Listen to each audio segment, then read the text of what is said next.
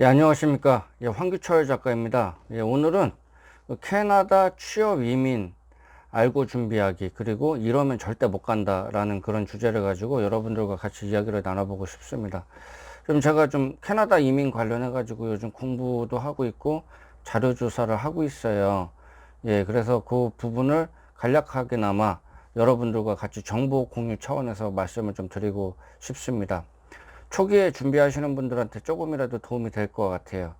일단은 캐나다는 인구가 약 한 3,500만 명 정도 된다고 합니다. 면적은 우리나라의 100배 정도. 이렇게 대한민국이죠. 대한민국의 100배 정도 이렇게 되는 나라라고 합니다. 뭐 정확히 뭐 어느 정도 된다 뭐 그렇게 감이 안 와요. 뭐 그 정도 되는구나. 인구가 3,500만 명 대비해 가지고 우리나라보다 이렇게 크기가 100배면은 상당히 크다. 그리고 사람 보기가 참 쉽지 않겠구나. 이제 그런 생각이 들 정도입니다. 보통 이제 토론토나 이제 밴쿠버 뭐 잘하는 그런 도시에 이렇게 밀집되어서 많이 살고 있고요. 거기 물가가 상당히 비싸다고 합니다. 그래서 그 이민 가가지고 뭐 이것저것 지금 생활하시는 분들 보면 뭐 투잡, 쓰리잡 하시는 분들도 있다고 합니다. 보통 지금 이민을 받고 AIPP라는 그런 제도를 해가지고 자꾸 이제 이민자를 이렇게 모집을 하잖아요. 예. 그래서 지금 이민자를 모집하였는데 그 캐나다 중에서도 이제 동부 서부 말고요. 막 밴쿠버나 뭐 토론토가 있는 그런 데 말고 중간에 있는 그런 주에서 이제 이민을 많이 지금 받는다고 그럽니다. 그래서 뭐 AIPP를 받는 이유가 거기가 사람이 상당히 좀 적은가 봐요. 예, 그리고 땅덩이는 넓은데 사람은 적고, 그러니까 인력도 많이 필요하고, 예, 그리고 좀 그 캐나다인들, 원래 그 살던 사람들이 좀 잘 하기 싫어하는 이제 그런 일들, 이제 필요한데 또 그런 일을 또 해야 되는 그런 경우에 이렇게 많이 그 이민자를 받는다고 그럽니다. 그래서 그런 부분이 제일 중요한 것 같고요. 그리고 제일 중요한 게 영어입니다. 영어를 잘해야 됩니다. 무슨 뭐 기술이 중요하다 막 그러는데 무슨 물론 기술도 중요한데요. 50% 이상은 영어에서 차이가 나겠다. 이제 그런 부분 좀 알고 계시면 되고요. 그 다음에 30%는 기술, 그리고 이제 20%는 기반 잡을 동안 재정적인 부분과 이제 자기가 어떤 마인드, 어떤 거를 가지고 어떤 생각을 가지고 여기서 버티느냐, 이제 그런 부분이 제일 중요한 것 같아요. 그래서 IELTS 이제 많이 보죠. IELTS가 이제 뭐 영국 관련 국가, 영국, 그리고 이제 호주, 그리고 캐나다 등 IELTS 시험을 봅니다. IELTS 시험을 보는데 이 IELTS가 레벨이 한 6 정도 나와야 돼요. 근데 이제 6 정도 나오려고 하면은 어느 정도 영어를 좀 했다. 뭐 기본적인 회화나 뭐 이제 어느 정도 뭐 문법 정도 알고 있고 뭐 의사소통이 어느 정도 된다. 이제 그런 사람이 공부를 그래도 최소한 한 4개월 정도에서 한 6개월 정도는 해야지 IELTS가 한 레벨 6 정도 나온다. 그래서 준비할 게 상당히 많다. 이제 그런 부분을 좀 알고 계시면 될 것 같고요.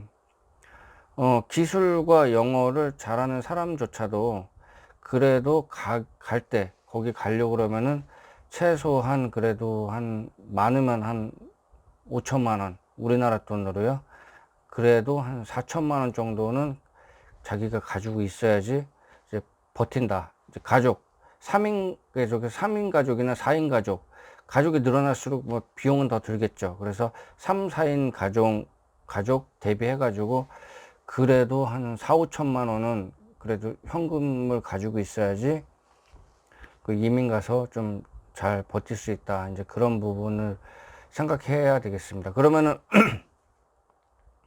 기술이 없거나 영어를 잘 못하는 사람은 돈이 더 필요하겠죠. 이제 그런 부분을 좀 감안해서 그래도 만약에 그러면은 그래도 한 5천만 원에서 한 1억 정도 그 정도 있어야지 좀 여유롭고 거기서 좀 버티면서 영주권도 받고 뭐 기타 여러 가지 좀 알아보는데 도움이 되지 않을까 이제 그렇게 생각이 됩니다. 그래서 보통 그 가는 사람들이요, 이제 뭐 주변에 보면은 이제 다 정리를 하고 가더라고요. 다 정리를 하고 그러면 어느 정도 이제 자산이 있으니까 이제 그거 가지고서 좀 이렇게 버티면서 거기에서 뭐 이것저것 준비해 가지고 회사도 취업하고 뭐 기타 여러 가지를 좀 하는 것 같더라고요. 그래서 기술과 영어를 잘하는 사람조차도 그래도 한 그런 가족 같이 간다고 3인에서 4인 가족으로 간다고 해도 그래도 한 4, 5천 정도는 들어간다라는 거를 감안하고서 준비를 하시면 될 것 같습니다.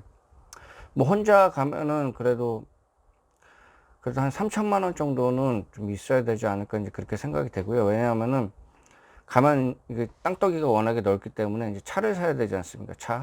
차가 있어야 됩니다. 예, 차가 그래도 한 1,000만 원에서 2천만 원 정도 되는 그래도 중고차를 한 대가 있어야 되고, 그리고 이제 뭐 기타 뭐 부대 비용 많이 들어가잖아요. 뭐 렌탈도 해야 되고 뭐 기타 여러 가지 부분 이제 그런 것도 좀 생각을 해야 됩니다. 그래서 이게 돈이 없으면은 가도 쉽지 않겠구나 이제 그런 생각이 들고 고생을 좀 하겠구나 이제 그런 생각도 듭니다. 그래서 그런 부분 제가 이제 공부하다 보니까 이제 그런 부분이 좀 걸리더라고요. 예, 그래서 여러분들 좀 그런 부분 좀 생각을 하시면 될 것 같고요. 그리고 제일 중요한 거는 신원조회가 중요한데요. 이제 영주권이 나올 때 폭력이나 뭐 음주 관련 사건, 뭐 음주를 해가지고 뭐 사람을 치거나 뭐 기타 뭐 이렇게 분쟁이 있거나 그렇게 되면은 바로 아웃이랍니다. 리젝이죠. 리젝 돼 가지고 영주권이 안 나온다고 그럽니다. 그래서 제가 이 부분은 저도 처음 한 사실이라 가지고 상당히 좀 쇼킹했어요. 그래서 여러분도 혹시 뭐 폭력이나 음주에 연관돼 있으면은 그 영주권 이렇게 준비할 때, 그 캐나다 이민 준비할 때 그런 부분에 대해서 좀 잘 좀 알아보시고 하시면 될 것 같습니다. 예, 그리고 이제 신체 검사는요, 뭐 특별한 경우 아니면은 대부분 통과를 시켜준다고 그럽니다. 예, 그런 부분 생각하고요. 그리고 이제 제일 중요한 게 뭐 영주권 받고 가서 캐나다에 가서 살고 이제 그런 것도 중요한데, 가서 뭐 해 먹고 살 것인가. 예, 그게 제일 중요하잖아요. 그런 부분이 중요하니까,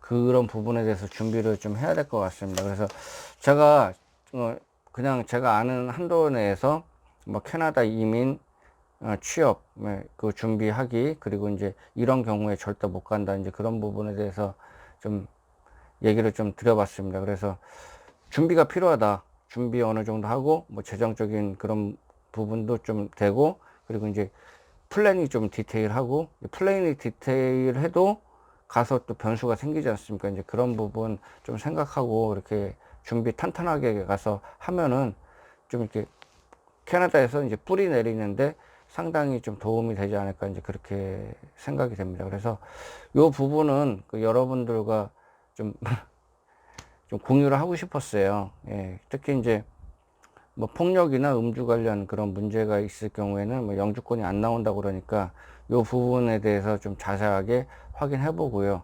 다른 거 다 준비했는데 뭐 영어 공부도 IELTS 같은 경우에도 준비를 하고, 그리고 이건 또 시험이잖아요.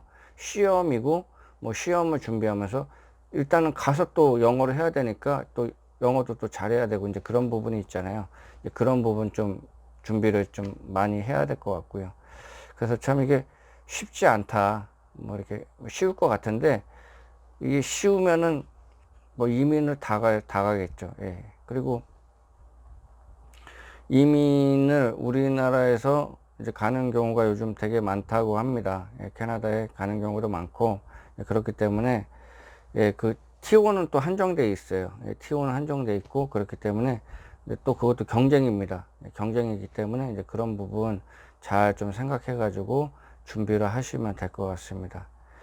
예, 그냥 제가 준비하면서 이것저것 아는 것 위주로, 제가 몰랐던 거 그런 위주로 제가 여러분들께 좀 말씀을 드렸습니다. 조금이라도 도움이 되셨으면 좋겠습니다. 예, 감사합니다.